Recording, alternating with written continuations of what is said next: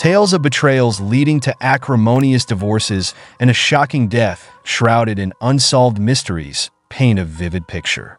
When you think of the wives of billionaires, images of Chanel handbags, opulent yachts, private jets, and sprawling mansions come to mind. Yet, behind the glimmering facade and forced smiles lies a stark reality, filled with deep scars that no amount of makeup can hide. The saga of Anna Murdoch, a figure in the realm of media royalty, is one that few can truly understand, given the complexities of her life. Born Anna Tove in 1944, she was the daughter of a Scottish dry cleaner and a merchant seaman. Her childhood in Glasgow was a stark contrast to the luxury that would later surround her. Ambitious and determined, Anna's ascent into high society began when she entered the vibrant newsroom of the Sydney Daily Mirror at just 18 years old. It was there, amidst the chaos of journalism, that she met Rupert Murdoch, a young man destined to inherit his father's media empire. Their marriage in 1967 marked the start of a partnership that would not only transform their lives, but also redefine the landscape of global media. With Anna at his side, Rupert launched an aggressive expansion of the Murdoch empire, acquiring tabloids, newspapers, and television networks worldwide. Anna was often viewed as the quiet strength behind the throne, significantly influencing the Murdoch narrative.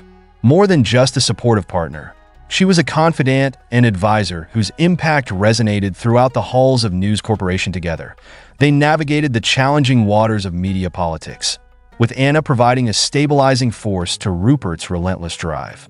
The Murdoch family expanded with the births of their children, Lachlan, James, and Elizabeth, each of whom would carve out their own legacy within the family. Raised in an environment where media was not merely a business, but a fundamental aspect of their lives, the children absorbed the lessons of an empire that stretched across the globe and touched millions, helping to create a media network unmatched in its scope and influence. Anna's contribution to Rupert Murdoch's rise was complex and significant. Beyond being the mother of his heirs, she was a skilled businesswoman whose insights played a crucial role in pivotal decisions that propelled News Corp to its peak. Despite her invaluable contributions, she often remained in the background.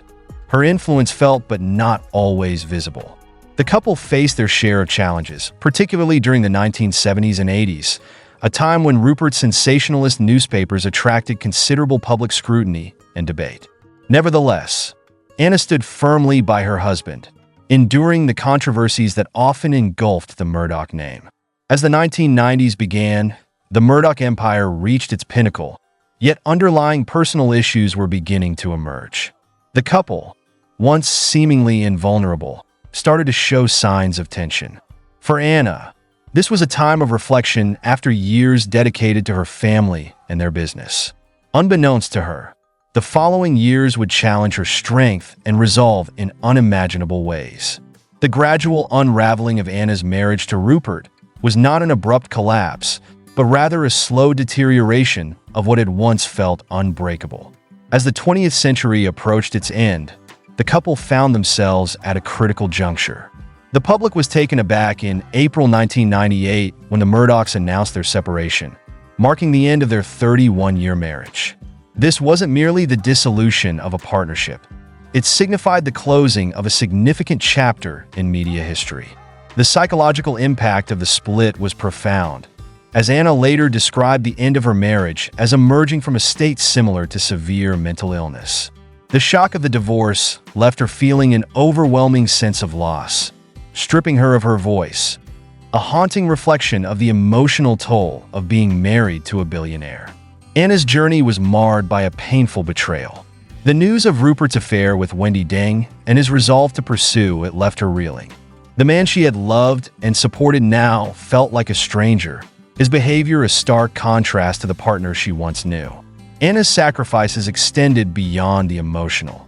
Her abrupt ousting from the News Corp board, a position she had held with dignity, became a public humiliation, underscoring her disposability in light of Rupert's new life.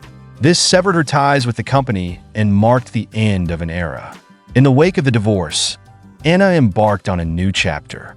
She embraced her independence and began to forge a life apart from the Murdoch legacy. Remarrying financier William Mann, she settled into a life that was significantly different from her previous one. Described as gentle and spiritual, her new husband offered a partnership founded on mutual respect and shared values. Despite her personal upheaval, Anna remained concerned about the future of the Murdoch empire and her children's roles within it. She voiced worries about the succession, fearing potential heartache and challenges for her children, who were already deeply involved in the media industry. Lachlan, James, and Elizabeth were poised as potential heirs to the Murdoch legacy, each equipped with their own strengths and aspirations. Were her sons considering a future in the newspaper business? Anna hoped her children would carve out their own identities, liberated from the weight of their father's legacy. Ruth Madoff's story is one of deception and scandal. When asked what she would say to her husband's victims, now receiving compensation, the questions hung heavy. Are you happy? Do you enjoy this? Was she merely a loyal wife, blissfully unaware of her husband's wrongdoing? Or was she an accomplice in one of the largest frauds in history? The name Ruth Madoff is forever linked to one of the most infamous financial scandals. But her journey began far from the allure of wealth that would later characterize her life. Growing up in a middle-class family in Queens, New York, Ruth aspired to a life filled with luxury, one that seemed to belong to the affluent residents of Belle Harbor, where she sought acceptance. In the late 1950s, Ruth met Bernie Madoff, a charismatic and ambitious man who would alter the course of her life forever. Their romance flourished, leading to marriage in 1959, and they formed a partnership that lasted nearly 50 years. Ruth's father, an accountant, played a crucial role in their early lives, introducing Bernie to a network of clients that would help launch his finance career. This fundraising strategy, aided by Ruth's father, would later become the foundation of Bernie's business model. Together, Ruth and Bernie built a financial empire. From the outset, Ruth was an integral part of Bernie's endeavors, frequently found in her father's office where the business began. To outsiders, she seemed perpetually busy, her hands full and mind consumed by the complexities of the growing firm. As the years passed, the Madoffs' wealth grew, allowing them to leave their Queens apartment for an elegant home in Roslyn, Long Island, where they mingled with the elite. Although Ruth appeared poised and in control, she struggled with insecurities, often feeling jealousy towards other women, a hidden facet beneath her composed demeanor. Her dependence on Bernie was absolute. Ruth managed their finances astutely, and her involvement in Bernie's business affairs deepened as their empire expanded. The question of Ruth's knowledge of Bernie's illegal activities has sparked much debate. While she played a role in the business's early days, she insisted she was unaware of the fraudulent Ponzi scheme that Bernie orchestrated. Many found this assertion hard to believe, arguing it was unlikely she could remain oblivious to the operations happening under her roof. Ruth held a unique position as both wife and business partner, privy to the inner workings of Madoff Investment Securities, yet she portrayed herself as a mere bystander, blind to the financial tricks that maintained the illusion of success. Her signature adorned documents, and her name was on the door, intricately tied to a man whose actions would lead to their mutual downfall. As their lives unfolded, the Madoff narrative took a dark turn. The glamorous world Ruth had built began to collapse as Bernie's Ponzi scheme was exposed in late 2008, sending shockwaves through the financial community. At the center of this scandal was Ruth, once the queen of New York society, now facing a dramatic fall from grace. The luxurious life she knew unraveled thread by thread, leaving her vulnerable to an unimaginable reality. Following Bernie's arrest, Ruth's life was turned upside down. The penthouse that had once been her sanctuary transformed into a gilded prison. With her husband incarcerated and her assets frozen, Ruth faced a stark reversal of fortune. Once flush with wealth, she now relied on government assistance for her expenses. Ruth's meticulously crafted public persona was now irrevocably tarnished.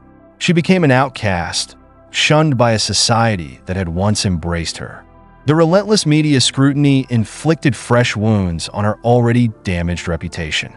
Having previously maintained a private life, Ruth found herself exposed with nowhere to hide. In a desperate attempt to conserve funds, Even her air conditioning was turned off, highlighting how far she had fallen from her former life of luxury. Visits to Bernie in prison illustrated the complexities of their relationship. While she endeavored to uplift his spirits, her own suffered under the weight of their shared misfortune. The couple that had once faced the world together was now divided by the harsh realities of incarceration and the outrage of those they had harmed. Ruth struck a deal with prosecutors that became her lifeline, offering her a chance to regain some semblance of normalcy amidst the chaos. In this controversial arrangement, she forfeited her claim to $80 million in assets in exchange for a mere $2.5 million. While this settlement ensured her survival, it did little to quell the public's thirst for justice. The U.S. Marshal's seizure of her penthouse was a further humiliation, underscoring her predicament. Her sons, once her pride, distanced themselves from her, refusing to communicate. Investors whose lives were devastated by the Madoffs' deceit clamored for her accountability. Ruth became a lonely figure, navigating a world that viewed her with suspicion and disdain. In the dazzling realm of high stakes and neon lights, the saga of Elaine Wynn unfolds, a narrative that rivals any Las Vegas spectacle. Known as the Queen of Las Vegas, Elaine Wynn's evolution from a billionaire's wife to a formidable business leader encapsulates a tale of glamour, ambition, and a contentious divorce that shook the foundations of the casino industry. Born Elaine Farrell Pascal on April 28, 1942, in New York City, Elaine's origins were humble, offering little indication of the luxury that awaited her. Her intelligence and determination were apparent from an early age, prompting her to pursue a political science degree at George Washington University. It was during this time, amid the political fervor of the early 1960s, that she met Steve Wynn, a charismatic entrepreneur with grand aspirations who was immediately drawn to Elaine's poise and intellect. The couple married in 1963, blending their lives and ambitions as they set out to transform Las Vegas into a global entertainment hub. Arriving in Las Vegas in the late 1960s, a period ripe for reinvention, Steve began to make his mark in the nascent casino industry with Elaine's steadfast support. Their keen business instincts and flair for design quickly established them as a formidable duo. Their first significant success, the Golden Nugget, marked a turning point, revitalizing a previously underwhelming venue into a sought-after destination for high rollers and celebrities.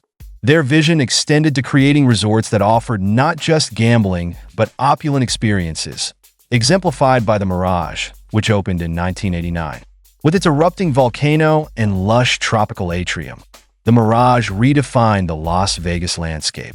Despite often being in Steve's shadow, Elaine was far from a passive partner. Her influence permeated every aspect of their ventures.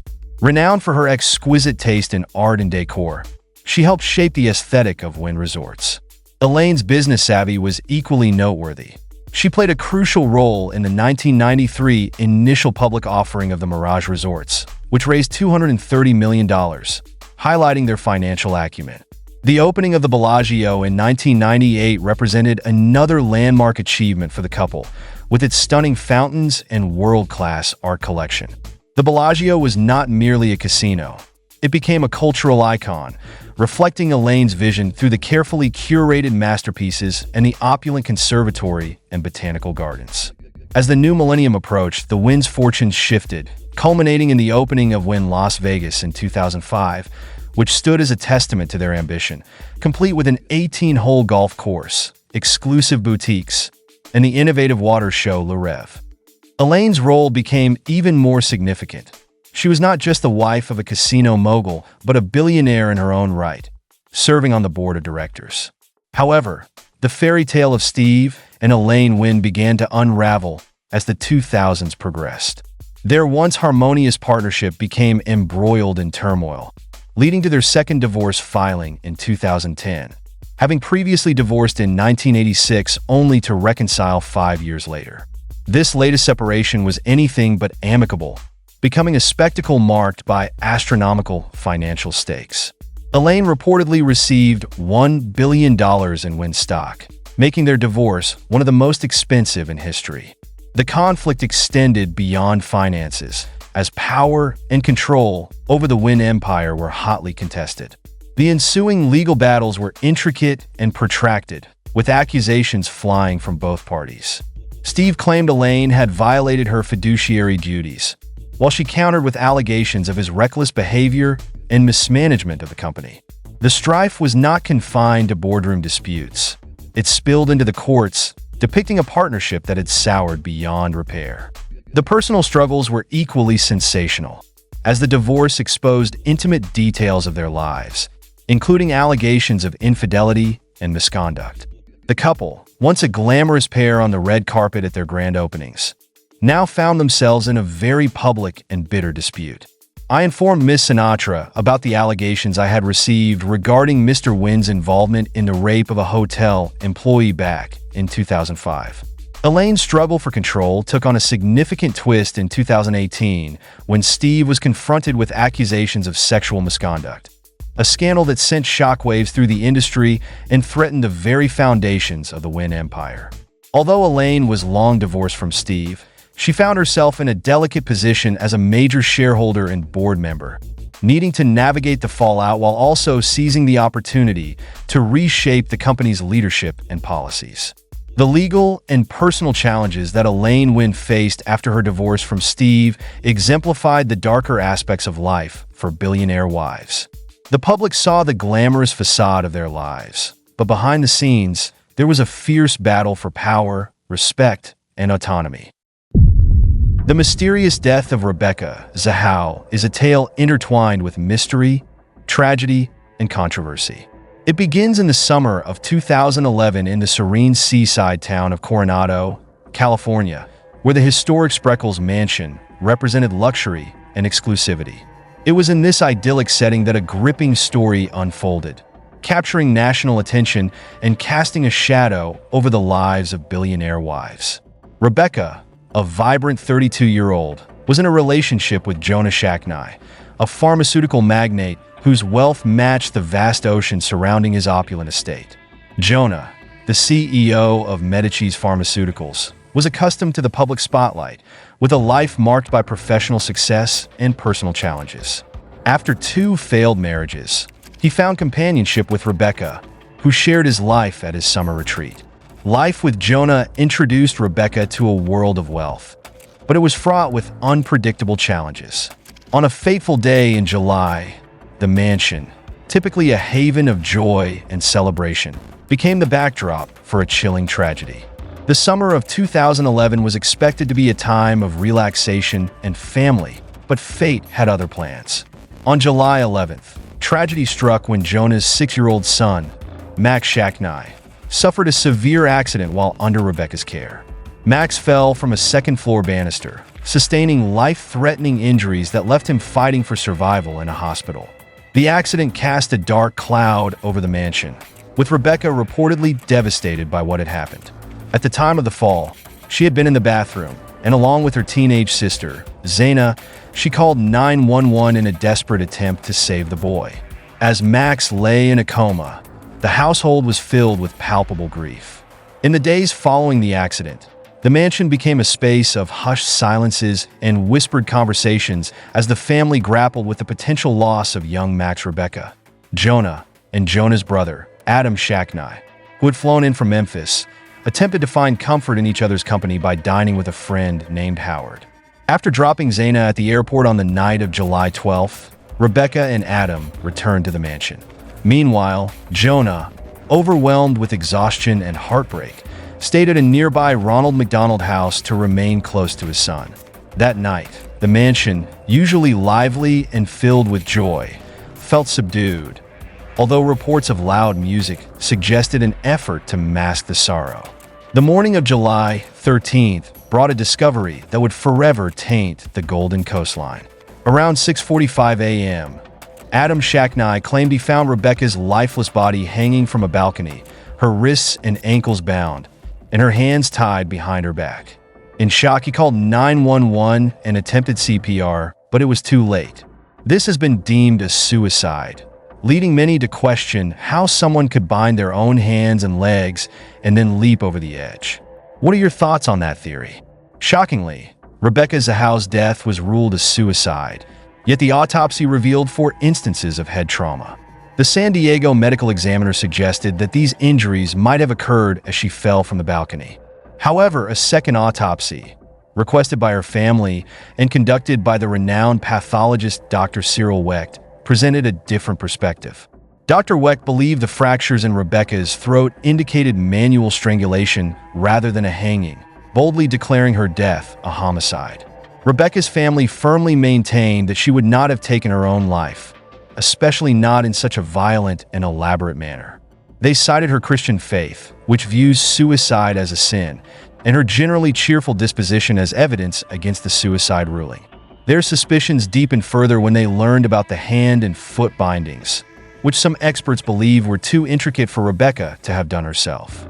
Perhaps one of the most disturbing pieces of evidence was a knife discovered in the vicinity, stained with blood on its handle. This blood, identified as menstrual blood, covered all 4 sides of the knife, raising suspicions of a potential sexual assault.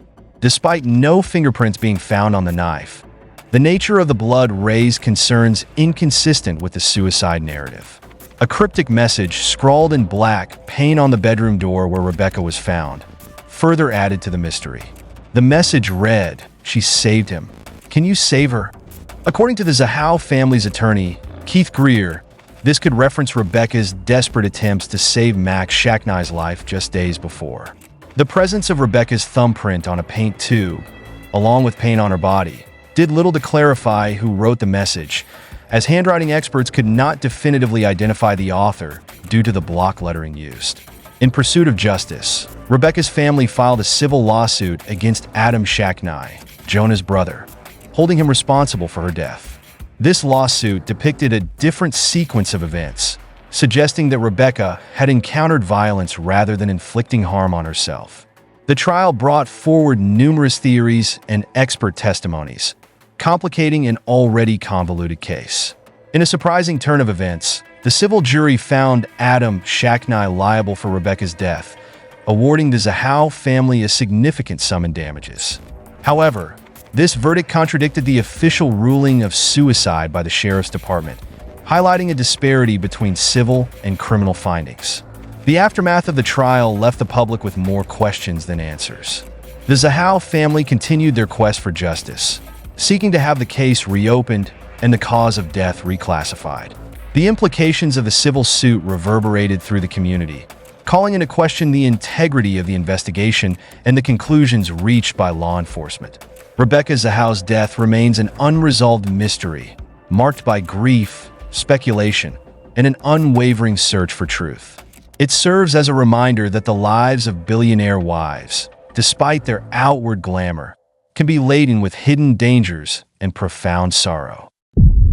In the bustling city of New York, where aspirations shine as brightly as the lights of Times Square, a young British woman named Georgina Chapman was poised to revolutionize the fashion industry. With a keen eye for elegance and an innate sense of haute couture, Chapman embarked on a journey that would propel her from a budding designer to an industry titan.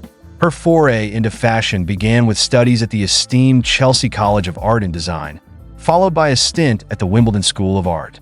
Her undeniable talent soon led her to cross paths with Karen Craig, a fellow visionary who shared her passion for design.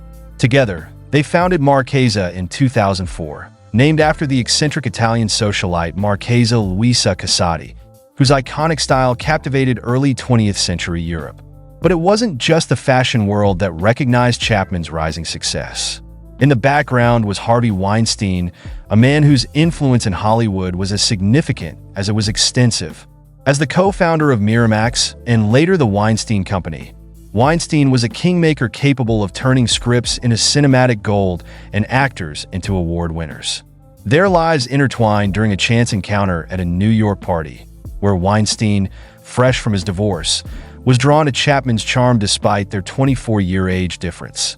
The connection was immediate.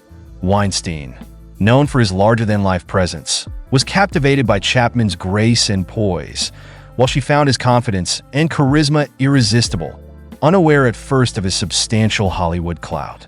Their courtship was filled with high-profile events and intimate moments shared between two people at the top of their respective fields. On December 15, 2007, Chapman and Weinstein solidified their union in a lavish ceremony at Weinstein's Connecticut estate. The bride wore a stunning gown of her own creation, and the event was a star-studded affair attended by celebrities like Renee Zellweger and Naomi Watts. This marriage merged the worlds of fashion and film into a dazzling spectacle. Yet, beneath the surface of success and power, complexities and challenges lurked. Georgina Chapman and Harvey Weinstein's marriage was not only a union of love, but also a partnership of mutual ambition and influence.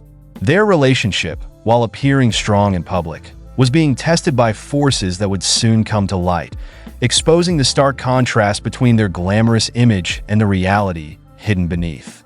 The unraveling of Georgina Chapman's marriage to Harvey Weinstein began with whispers that soon erupted into a tempest, tearing down the facade of their seemingly perfect life. In October 2017, the New York Times published an explosive exposé that sent shockwaves throughout Hollywood and beyond.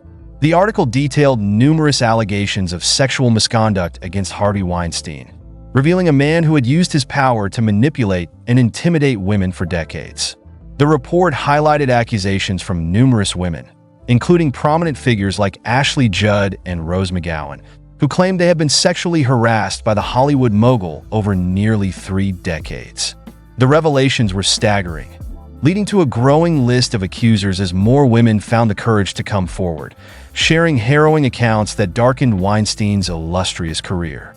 This scandal was not just a personal crisis for the couple, but also a significant cultural moment that sparked the #MeToo movement, encouraging survivors of sexual abuse to voice their experiences. For Georgina Chapman, the scandal was a seismic shift. As the co-founder of Marchesa, she had built her brand on ideals of beauty and empowerment, and now she found herself linked to actions that were in stark contrast to those values. The public was eager for details, and the media scrutinized every aspect of their marriage, from its fairy tale beginnings to its tumultuous conclusion. In the aftermath of the scandal, Chapman faced both personal and professional challenges. Her marriage to Weinstein had been a partnership that extended into their business, with Marchesa's success closely tied to his influence in the entertainment industry. With her husband's reputation in ruins, Chapman needed to navigate the uncertain future of her brand while dealing with the fallout in her personal life.